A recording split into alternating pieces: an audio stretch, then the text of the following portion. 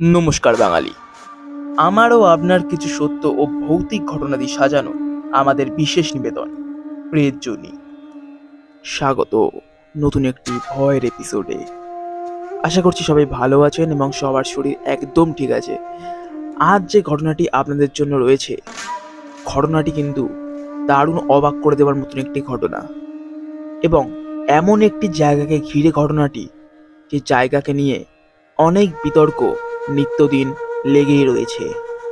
অনেকে বলেন এখানে ভূত আছে, অনেকে বলেন সব গুজব, অনেকে বলেন আজও সেই জায়গায় অশরীরীর দেখা মেলে, আর অনেকে বলে সব লোককথা ও কুসংস্কার। জায়গাটি আর কোথাও নয়, ওয়েস্ট বেঙ্গলের সব থেকে ভয়ঙ্কর একটি রেলওয়ে স্টেশন, বেগুনকোদর। আশা করছি এই স্টেশনের নাম আপনারা অনেকে শুনেছেন, এবং এখনও এই স্টেশনে রাতে যেতে অনেকেই ভয় পায়। আজ এই বেগুনকোদর রেলওয়ে স্টেশনেরই একটি সত্য ভৌতিক ঘটনা। আর বেশি সময় নষ্ট করব না, কিন্তু ভিডিও শুরু হওয়ার আগে প্লিজ যারা যারা আজকের ঘটনাটি এনজয় করছেন, প্লিজ একটি করে লাইক, একটু করে কমেন্ট করবেন আপনারা কে কোথা থেকে শুনছেন এবং কেমন লাগছে আজকের ঘটনাটি আপনারা কেমনভাবে এনজয় করছেন। প্লিজ একটি করে কমেন্ট করে দেবেন এবং সাবস্ক্রাইবটা করতে একদম ভুলবেন না। শুরু করছি আজকের 18 নম্বর এপিসোড।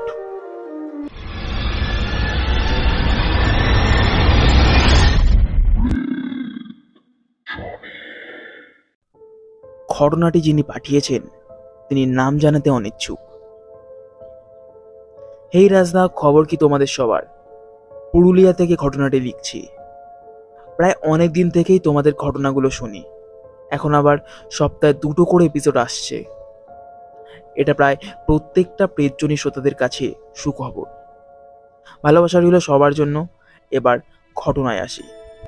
আমাদের ঘটনা বলার মধ্যে বেশিরভাগ সময় আপনারা ভূত প্রেত, কালা জাদু, তন্ত্রমন্ত্র, জিন ইত্যাদির কথা শুনতে পাবেন।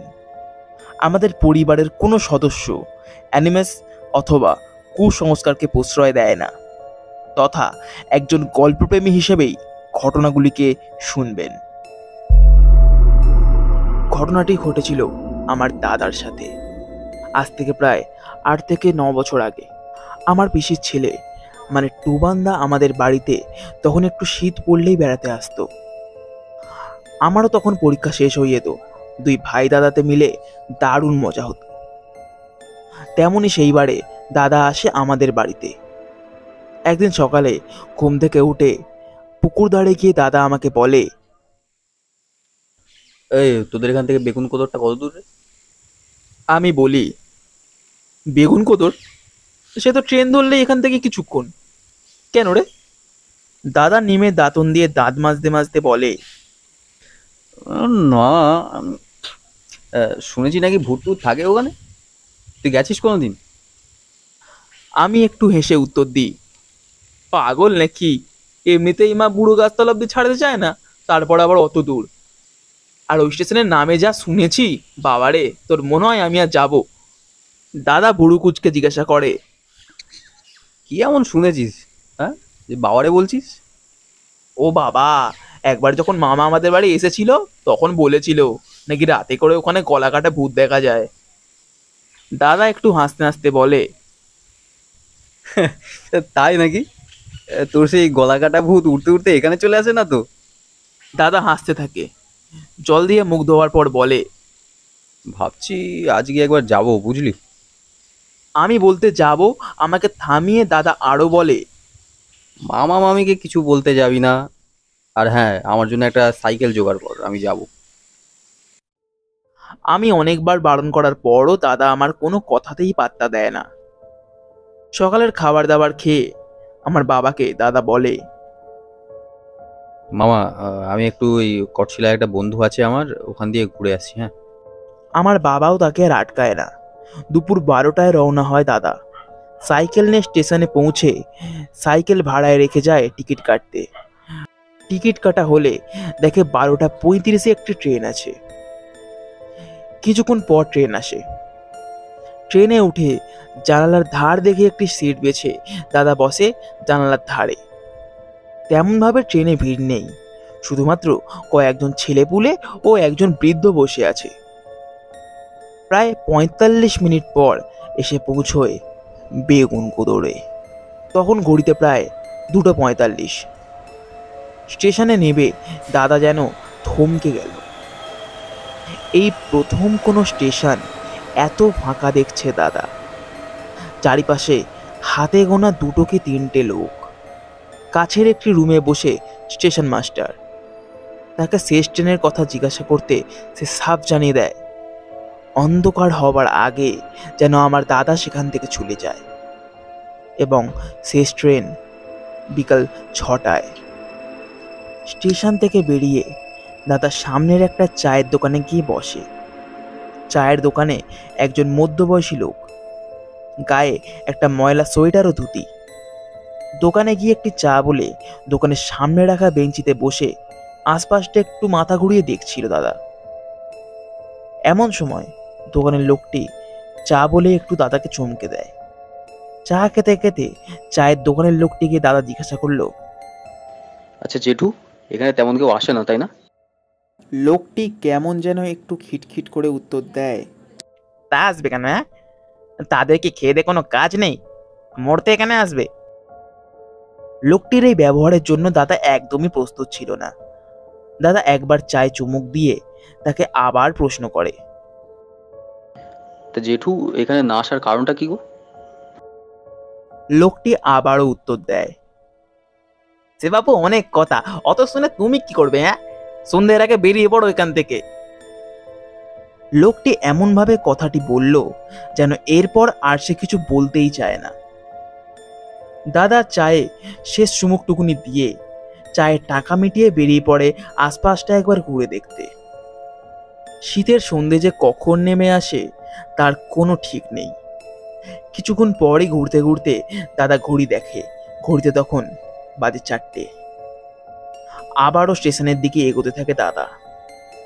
স্টেশনে গিয়ে দেখে স্টেশন একদম ফাঁকা, আশপাশটা একদম নির্জন। সেই চায়ের দোকানদারটা চায়ের দোকানের ঝাঁপ ফেলে কখন যে বাড়ি চলে গেছে তার ঠিক নেই। এখানকার শীতের একটু হাওয়াও দাদার যেন গায়ে কাঁটা ধরিয়ে দিচ্ছিল। ট্রেন আসে ৫:৩৫-এ।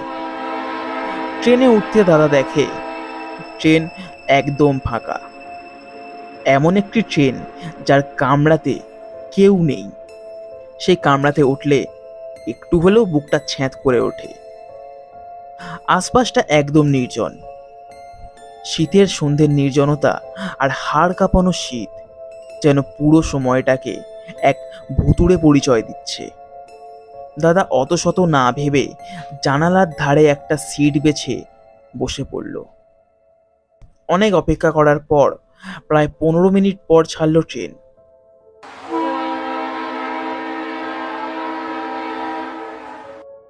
ট্রেনটা স্টেশন ছাড়বে এমন সময় দাদা শব্দ পায়। দাদার ঠিক পেছন দিকের দরজায় দাঁড়িয়ে কেউ যেন হাততালি মারছে। দ্রুত মাথা ঘোরাতেই দাদা দেখে প্রায় বছর ৩৫-এর একটি বিহারি লোক। পুরো মাথায় চুল নেই, শুধুমাত্র একটি টিক্কি আছে মাথার পেছনে। গায়ে একটা ময়লা শাল চাপা ও ধুতি। সে দরজার সামনে দাঁড়িয়ে খৈনি পেটাচ্ছে। কিন্তু ট্রেন স্টেশন যখন ছাড়বে তখন ট্রেনের যা গতি ছিল সেই গতিতে মানুষ উঠতে পারে বলে মনে হয় না। এইসব ভাবতে ভাবতে দাদা আবার ট্রেনের জানালার দিকে চোখ দেয়। কিছুক্ষণ পর দাদার কাঁধে একটি ঠান্ডা হাত এসে পড়ে। প্রায় চমকে উঠে দাদা মাথা ঘোরাতেই দেখে সে বিহারি লোকটি দাদার কাঁধে হাত রেখেছে। দাদা চমকে উঠে বলে, কে কে কে কি হয়েছে? লোকটি খ্যাকখ্যাকে গলায় উত্তর দেয়, আগে আমি মতিলাল আছি। দাদা উত্তর দেয়, আচ্ছা লোক তো আপনি, তো আমি কি করব? লোকটি হেসে বলে, আপ ক্যা করেঙ্গে, আমি কোনো চোর ডাকাত নেই আছি। এই আপনাকে দেখলাম পুরো কামরায় ফাঁকা বসে আছেন, ভাবলাম আপনার সঙ্গে এসে একটু কথা বলবো, আপনারও কিছুটা আচ্ছা লাগবে। দাদা একটু দীর্ঘশ্বাস ফেলে বলে, উফ, তাই বলুন, ভয় পাইয়ে দিয়েছিলেন তো মশাই একদম। বসুন বসুন।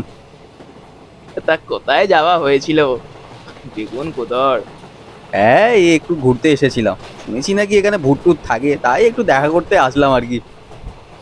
তা ক্যা হুয়া? দেখা হলো? দূর মশাই, ওসব মনে হয় লোকের রাজগুবি কথা।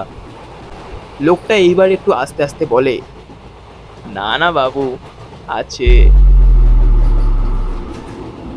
तबे भगवान যেমন सबको देखा नहीं देता है, तेमनी ये लोग भी है, सबके सामने नहीं आता।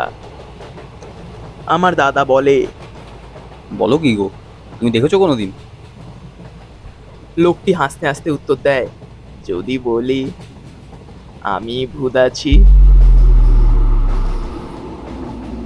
দাদা একটু গম্ভীরভাবে বলে, মানে কি বলছো তুমি? দেখেন না, পরিবারের সবাই মরে যাওয়ার পর আমি इधर उधर भटकते रहता हूँ। দাদা বলে। কেন, তোমার পরিবারের সাথে কি হয়েছিল? লোকটি বলে, আর কি বলবো, আমার बेटा और बहू ऐसा ही एक ट्रेन एक्सीडेंट में मारा गया था, उसके बाद हम भी। হাম্বি মানে কি বলতে চাইছো তুমি? লোকটি একটু হেসে বলে, वो कुछ नहीं, हम तो अच्छा ही है, कभी यहाँ कभी वहाँ चल रहा है सब कुछ। এই বলে লোকটি উঠে দাঁড়ালো এবং বলে, चलिए हमारा स्टेशन आ गया, हम चलते हैं।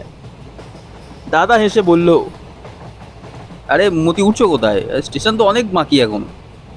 লোকটি ধীরে ধীরে দরজার দিকে এগোতে থাকে, তারপর বলে, नहीं नहीं, हमारा स्टेशन तो आ गया, जहाँ मेरा बेटा और मेरा सब कुछ है वही तो मेरा स्टेशन हुआ ना, हम चलते हैं।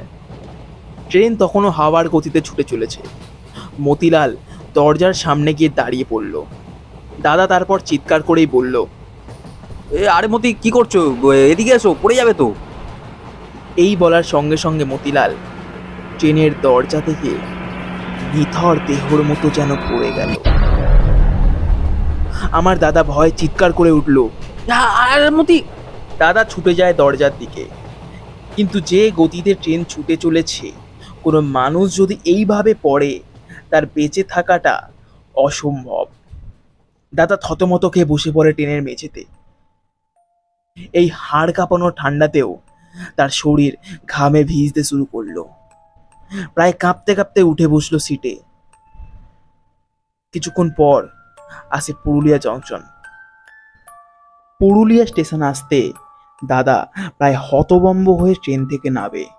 দাদা বুঝতেই পারছিল না যে তার সঙ্গে আজ কি ঘটে গেল। ট্রেন থেকে নেমে দাদা স্টেশনের ওভারব্রিজে উঠতে যাবে, এমন সময় খুব চেনা একটি শব্দ পেল দাদা। ট্রেনের দিকে মাথা ঘোরাতেই দাদার চোখ যায় ট্রেনের জানালার দিকে। সেইখানে বসে খৈনি পেটাচ্ছে মতিলাল। দাদার দিকে তাকিয়ে সে হাসছে। তবে কি দাদা এতক্ষণ ট্রেনে যার সাথে এসেছিল সে কি মানুষই নয়?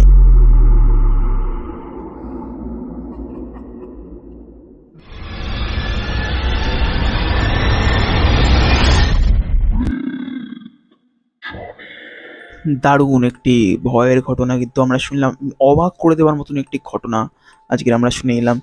আর থ্যাংক ইউ সো মাচ ঘটনা পাঠানোর জন্য আজকের, এবং এরকম একটি ঘটনা পাঠানোর জন্য যেটা সত্যি ভাবতে বাধ্য করলো। Thank you so much. এরকম যদি আরও ঘটনা থাকে তাহলে কিন্তু অবশ্যই পাঠাবেন আমাদেরকে। আর শ্রোতা বন্ধুদেরকে বলছি, আপনারাও যদি আমাদেরকে ঘটনা পাঠাতে চান তবে কি করতে হবে না, আমাদের ডেসক্রিপশন বক্সে দেওয়া ইমেল আইডি অথবা ফেসবুক আইডিতে আপনারা আপনাদের ঘটনা আমাদেরকে লিখে অথবা রেকর্ডিং করে আমাদেরকে পাঠাতে পারেন। আজকের ঘটনাটি যদি আপনাদের ভালো লেগে থাকে তবে অবশ্যই কিন্তু একটি লাইক এবং একটি সাবস্ক্রাইব করতে একদম ভুলবেন না, এবং শেয়ার করে দিন আপনাদের বন্ধু বান্ধব ও প্রিয়জনদের সঙ্গে। এবং কেমন লাগলো কিন্তু অবশ্যই কমেন্টে করে জানাবেন। আপনাদের একটি কমেন্ট কিন্তু আমাদেরকে অনেকটা মোটিভেট করে এবং আমাদের সত্যি খুব ভালো লাগে। আমরা ফিরছি এই শনিবার রাত ঠিক 11টার সময়। সকলকে আজকের জন্য শুভরাত্রি।